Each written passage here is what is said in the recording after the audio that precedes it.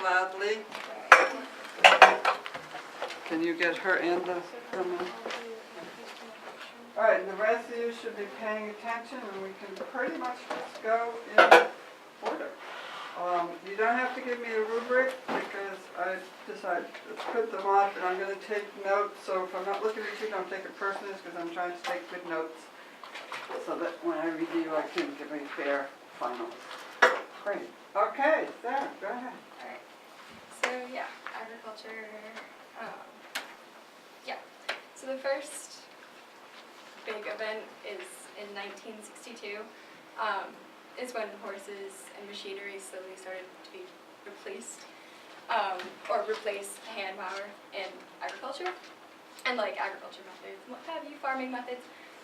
So, 1862 to 1875 is when the mechanization of agriculture began and when it was the strongest.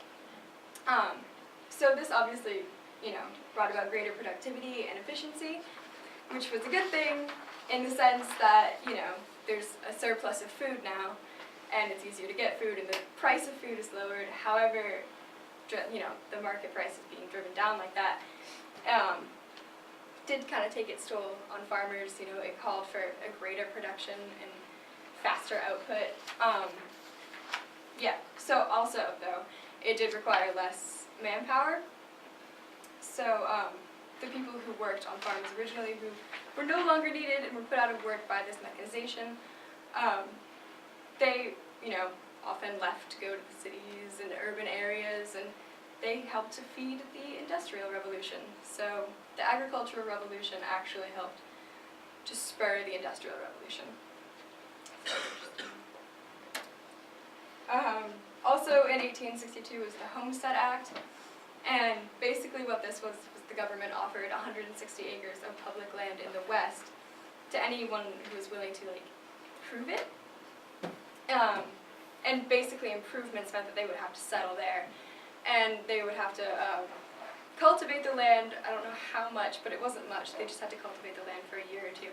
But they had to settle there for 5 years, and they would own the land. So this, it was right after the Civil War, and a lot of soldiers and people working in the cities during the Civil War wanted to move west at the end, towards the end, And this was a really good incentive to move west, so it led to a more rapid settlement, on the western frontier. And, the more people that settled in the West, the more resources that we discovered in that area, and that brought about, a lot of towns that were built around those resources, new goods and exports and what have you, so that boosted the economy. And, a lot of small farms were built that way too. And the farms helped to, further the agricultural revolution, so that was great. And there's a chart of all of the states that were in the West, the public land that was offered. So again, in 1862 was the Morrill Land Grant College Act.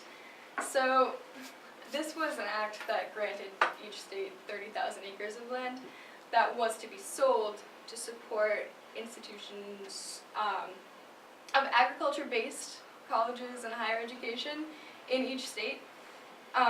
This was the first act of several that helped with this area. People were actually being educated now on agriculture and agricultural methods, and how to increase efficiency in agriculture and farming. So this was the beginning kind of a business-like treatment of farming. This also was amplified by the decline of ranching and the rise of farming, which I'll get to later. But this was kind of the beginning of that. This kind of changed how people viewed farming and changed how people farmed, because people were being trained now to farm as efficiently as possible. And that was a big change. And that, of course, too, less people were working on farms, so it also fed the Industrial Revolution. And it did drive market prices down again. So 1865 to 1870 sharecropping was introduced, and sharecropping kind of replaced slavery. Most sharecroppers or tenant farmers were black families, or there was an influx of Scandinavian immigration during this time too, so they were usually either black families, recently freed slaves, things like that, or Scandinavian immigrants. Yeah, so this did, it replaced slavery in an economic sense for the South. So basically what sharecropping was you would give someone a plot of land that was theirs, and you would give them basic materials and knowledge and let them figure themselves out basically, and they could work the land themselves. And they would profit from it, but they would have to give a portion of that profit to the landowner. So at the same time that boosted the economy, it also prepared a lot of people who didn't go to these agricultural colleges and schools. It prepared a lot of people and gave experience to people that were planning to settle west. So that also contributed to the effects of, Western settlement and the agricultural and the Industrial Revolution. Yeah. Alright, and then in 1874, barbed wire became available. And barbed wire, the availability of barbed wire allowed ranchers to fence in their livestock for the first time. So this has never really been done before at this point. Most people, had used fences to keep other ranchers and livestock out of their area and their territory and their land. At this point, they were using it to keep their livestock in. And so with this new method, this new advent, people started, again, looking at farming as more like a business.